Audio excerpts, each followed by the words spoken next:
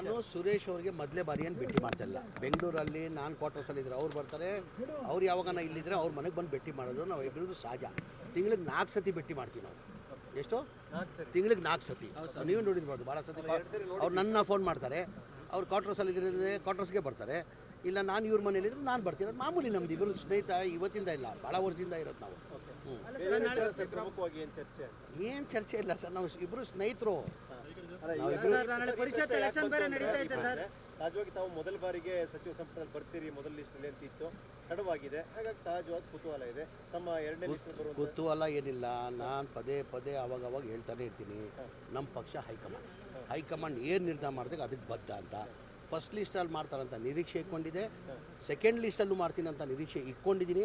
ಮಾಡಿಲ್ಲ ಅಂದರೂ ನನಗೇನು ಸಮಸ್ಯೆ ಇಲ್ಲ, ತೊಂದರೆ ಏನಕ್ಕೆ. ಪ್ರೊಟೆಸ್ಟ್ ನಾನು ಅಭಿಮಾನಿಗಳು ಮಾಡ್ತಾರೆ, ನಾನು ಮಾಡ್ತಾಯಿದ್ದೀನಿ. ಈಗ ನಾನು ಕೇಳ್ತಾ ಇದ್ದೀನಿ, ನಾನು ಮಂತ್ರಿ ಮಾಡಿ ಅಂತ ಮಾಧ್ಯಮದಲ್ಲಿ ಕೇಳ್ತಾ ಇದ್ದೀನಿ.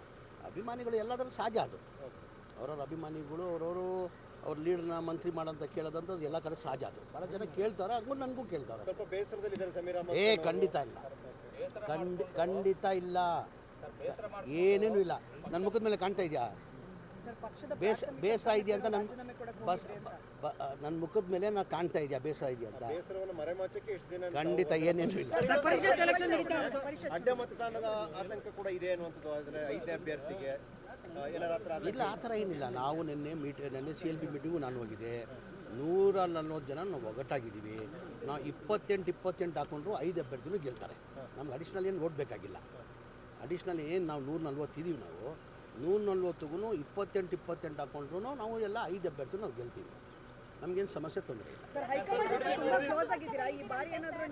ಯಾರು ಹೇಳಿದ್ರು ನಿಮಗೆ ಹೈಕಮಾಂಡ್ ಅಲ್ಲಿ ಕ್ಲೋಸ್ ಇದೆ ಅಂತ? ಎಲ್ಲಿ? ನಾನು ಕೇರಳ ಚುನಾವಣೆಗೂ ಹೋಗಿದೆ, ತೆಲಂಗಾಣ ಚುನಾವಣೆಗೂ ಹೋಗಿದೆ. ಪಕ್ಷ ನನಗೆ ಏನೇನು ಜವಾಬ್ದಾರಿ ಕೊಟ್ಟಿದೆ ಆ ಜವಾಬ್ದಾರಿನ ನಾನು ನಿಭಾಯಿಸ್ಕೊಂಡು ಬಂದಿದ್ದೀನಿ. ಮುಂದೇನು ಪಕ್ಷ ಏನು ಜವಾಬ್ದಾರಿ ಕೊಡ್ತಾರೆ ಅದು ನಿಭಾಯಿಸ್ತೀನಿ. ಅಗತ್ಯನೇ ಇಲ್ಲಲ್ಲ ನಮಗೆ. ನಾವು ಹೇಳ್ದಿಲ್ಲ, 28 ಹಾಕೊಂಡ್ರು ನಾವು 5 ಜನನೂ ನಾವು ಗೆಲ್ತೀವಿ. ಬೇಕಾಗಿಲ್ಲ, 28 ಗಿದ್ರೆ ಸಾಕು.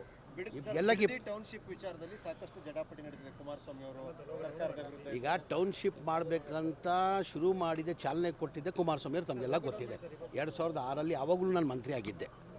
ಇದು ಚಾಲನೆ ಕೊಟ್ಟಿದ್ಯಾರು? ಕುಮಾರಸ್ವಾಮಿ ತಾನೆ. ಈ ಟೌನ್ಶಿಪ್ ಆಗಬೇಕು ಬಿಡ್ದಿಲ್ಲ ಅಂತ ಶುರು ಮಾಡಿದ್ದು, ಚಾಲನೆ ಕೊಟ್ಟಿದ್ದೆ ಕುಮಾರಸ್ವಾಮಿ ಅವರು. ಅವ್ರ ಟೈಮಲ್ಲೇ ತಾನೆ 2000 ಈ ವಿರೋಧ ಅಂದರೆ ಅವ್ರು ಸಹಿಸ್ಕೊಳ್ಳೋಕ್ಕಾಗ್ತಾಯಿಲ್ಲ. ಒಳ್ಳೆ ಕೆಲಸ ಆಗ್ತಾಯಿದೆ, ಸಹಿಸ್ಕೊಳ್ಳೋಕ್ಕಾಗ್ತಾಯಿಲ್ಲ.